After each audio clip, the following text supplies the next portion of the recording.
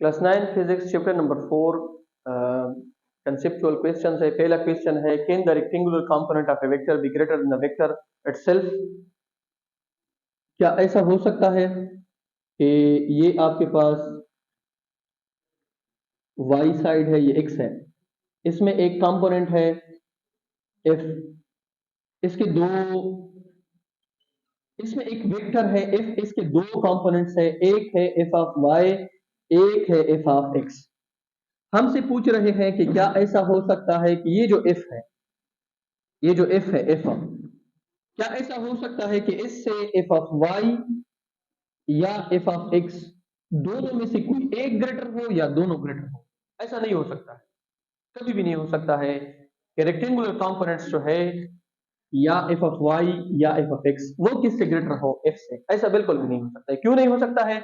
इसी वजह से कि अगर मैं f ऑफ x या f of y, f cos theta and f sin theta, इसको मैं थीटा इसमें पुट कर लूं 0, 90, 180, 270, 360, मैं अगर इन कंपोनेंट्स में ये थीटा पुट कर लूं तो इसके आंसर एक के बराबर आ सकते हैं, एक से कम आ सकते हैं, 0 भी आ सकते हैं, लेकिन एक से ग्रेटर नहीं आ सकते हैं। तो इससे बिल्कुल ये चीज वाज़ेह हो जाती है कि रेक्टेंगुलर कंपोनेंट्स जो है वो आपके पास मेन जो वेक्टर है उसके बराबर आ सकते हैं, उससे कम आ सकते हैं, लेकिन उससे ज्यादा कभी भी नहीं आ सकते हैं। ठीक है, इसके बाद explain why door handles are not put near the Hanks.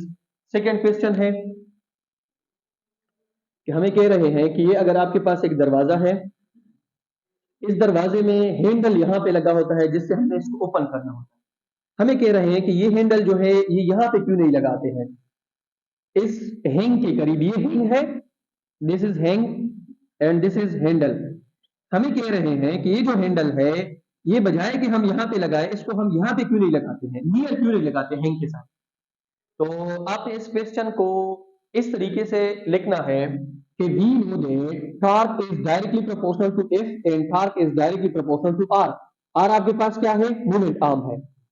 अगर आप इसको करीब लगाओगे तो आप मोमेंट आर्म को क्या करोगे, कम।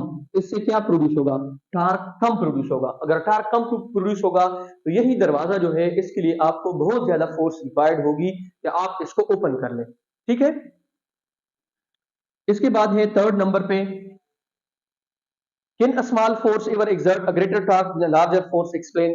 आपको कह रहे हैं कि क्या ऐसा हो सकता है कि एक फोर्स है स्मॉल और एक फोर्स है लार्ज, ये जो स्मॉल फोर्स है ये टार्क प्रोड्यूस करे ज्यादा और ये जो लार्ज फोर्स है ये टार्क प्रोड्यूस करे कम। बिल्कुल हो सकता है। क्यों हो सकता है? आप एक ले ले, था is equal to F small cross r, और दूसरा ले ले था is equal to F large cross r. अगर मैं ऐसा करूं कि फोर्स को मैं पुट करूं 2 और मूवमेंट आर्म को मैं पुट करूं 10, और यहां पे मैं ऐसा करूं कि फोर्स को मैं पुट करूं 4 और मूवमेंट आर्म को मैं पुट करूं 2, इनसे आपके पास आंसर आएगा 20, इनसे आपके पास आंसर आएगा 8।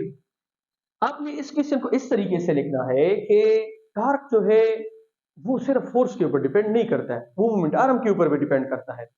ऐसा बिल्कुल हो सकता है कि फोर्स जो है वो मैं क्या ले लूं, स्मॉल 2 ले लूं, लेकिन मूवमेंट आर्म में क्या ले लूं, ज्यादा। तो इसमें अगर मैंने फोर्स ज्यादा लिया है तो मूवमेंट आर्म भी मैंने क्या लिया है, कम। तो टॉर्क जो है वो दो चीजों के ऊपर डिपेंड करता है, एक फोर्स और एक मोमेंट आर्म। अगर फोर्स स्मॉल लगा रहा हो तो मोमेंट आर्म को क्या करो, ज्यादा, उससे टॉर्क क्या प्रोड्यूस होगा, ज्यादा प्रोड्यूस होगा। अगर दूसरी साइड पे फोर्स ज्यादा लग रहा है लेकिन मोमेंट आर्म कम लग रहा है तो वहां पे टॉर्क क्या प्रोड्यूस होगा, कम प्रोड्यूस होगा, क्योंकि टॉर्क दोनों के ऊपर क्या करती है, डिपेंड करती है। इसके बाद है why it is better to use a long spinner rather than a short one to loosen a rusty nut। हमें कह रहे हैं कि आपके पास एक नट है, देखिए ये एक नट है, इस नट को मैंने ओपन करना है एक रेंच के जरिए। ये रस्टी नट है, जंग आलूदा नट है। हमें कह रहे हैं कि हमें लॉन्ग स्पिनर की क्यों जरूरत पड़ती है, लॉन्ग रेंज की क्यों जरूरत पड़ती है।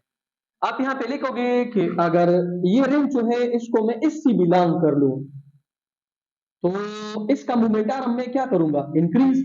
और torque is directly proportional to moment arm. अगर मोमेंटारम इंक्रीज होगा तो टार्क क्या प्रोड्यूस होगा, ज्यादा। और ये रस्टी नट जो है ये आसानी से क्या होगा, ओपन होगा। The gravitational force acting on a satellite is always directed toward the center of Earth. Does this force exert torque on satellite? हमें कह रहे हैं कि ये आपके पास अर्थ है और यहाँ पे कोई सैटेलाइट एस है, ये इसके इर्द गिर्द इस तरीके से क्या हो रही है, रोटेट हो रही है। और इसके ऊपर जो ग्रेविटेशनल फोर्स है वो ग्रेविटेशनल फोर्स एक्ट करता है सेंटर की तरफ। ग्रेविटेशनल फोर्स यहाँ पे बिल्कुल सेंट्रीपिटल फोर्स प्रोवाइड करता है और वो एक्ट करता है सेंटर की तरफ। हमें कह रहे हैं कि does force exert torque on satellite. क्या आप मुझे बता सकते हो कि ये जो फोर्स है, जो ग्रेविटेशनल फोर्स है, जो सेंट्रीपिटल फोर्स की तरफ कर रहा है, क्या इस बॉडी में कोई टार्क प्रोड्यूस कर रहा है? तो आपने यहाँ पे ये क्वेश्चन इस तरीके से लिखना है, क्योंकि अगर सैटेलाइट अर्थ के इर्द गिर्द रोटेट हो रही है, वो यूनिफॉर्मली रोटेट करती है, वहां पे कोई एक्सेलरेशन प्रोड्यूस नहीं होता है। अगर एक्सेलरेशन प्रोड्यूस नहीं होता है तो यहाँ पे कोई टार्क प्रोड्यूस नहीं होगा। यहाँ पे टार्क किस चीज के बराबर होगा, जीरो के। क्यों? क्योंकि ए किस चीज के बराबर है, zero. Can we have a situation in which an object is not in equilibrium even though the net force on it is zero? Give two examples. हमें कह रहे हैं कि क्या ऐसा हो सकता है कि एक बॉडी है जिसके ऊपर नेट फोर्स किस चीज के बराबर है, जीरो के, लेकिन बॉडी फिर भी इक्विलिब्रियम में नहीं है। बिल्कुल ऐसा हो सकता है। आप दो एग्जांपल्स इस तरीके से, आप पहले इनको ये बताओगे कि एक बॉडी को इक्विलिब्रियम के में लाने के लिए आपके पास दो चीजें बड़ी इंपॉर्टेंट है, दो कंडीशंस। एक नेट फोर्स जीरो हो और एक नेट टार्क जीरो हो। यहां पे मैंने तो नेट फोर्स जीरो लिया है, अगर नेट टार्क जीरो नहीं है तो इसका मतलब ये बॉडी इक्विलिब्रियम में नहीं हो सकती है। किस तरीके से? ये आप लोगों को ऊपर पंखा नजर आ रहा है, इस पंखे को अगर मैं देख लूं, इसका टेंशन फोर्स और वेट फोर्स दोनों आपस में क्या है, बराबर है। तो नेट फोर्स तो किस चीज के बराबर है, जीरो। लेकिन पंखा इस तरीके से घूम रहा है कि इसमें क्या चीज प्रोड्यूस हो रही है, टार्क प्रोड्यूस हो रही है। तो इसका मतलब यह है कि यहाँ पे आपके पास नेट फोर्स तो जीरो है लेकिन बॉडी फिर भी इक्विलिब्रियम में नहीं है। क्यों? क्योंकि बॉडी में क्या चीज प्रोड्यूस हो रही है, टार्क प्रोड्यूस हो रही है।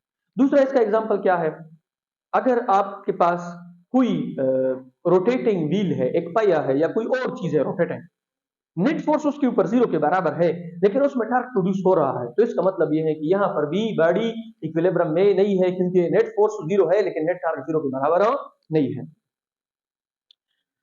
Why do tightrope walker carry along narrow rod? हमें कह रहे हैं कि ये जो टाइट-रोप वॉल्कर होते हैं, जो करतब दिखाने वाले होते हैं, ये अपने साथ एक बहुत लंबा सा एक नेरो रॉड रखते हैं। क्यों रखते हैं?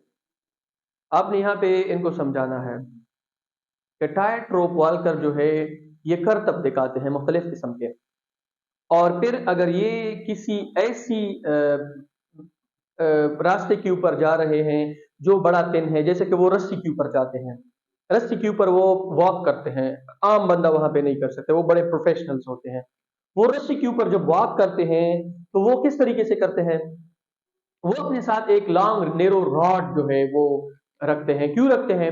क्योंकि लॉन्ग नेरो रॉड जो है उसके जरिए अपनी बॉडी को क्या करते हैं, बैलेंस करते हैं। अगर वो इस साइड पे थोड़े से टिल्ट हो रहे हैं तो वो रॉड को दूसरे साइड पे टिल्ट करते हैं ताकि उनकी बॉडी किस चीज में रहे, इक्विलिब्रियम में, वो बैलेंस हो और उनको वहां पे मूवमेंट में कोई प्रॉब्लम ना हो। तो आप इसका जवाब इस तरीके से लिख सकते हैं कि the tightrope walker carry a long narrow rod in order to balance her body, कि वो अपनी बॉडी को क्या कर सके, बैलेंस कर सके। Why does wearing high heeled shoes sometimes cause lower back pain? Question में हमसे पूछ रहे हैं कि फीमेल जब हाई हील पहनती है तो उसका लोअर बैक पेन क्यों होता है। इसको हम बड़ा सिंपल एक्सप्लेन करते हैं। लेट्स सपोज ये मेरे पास एक शूज है, इसको आप एक शूज कंसिडर कर ले, वो फ्लैट है। क्या है? फ्लैट।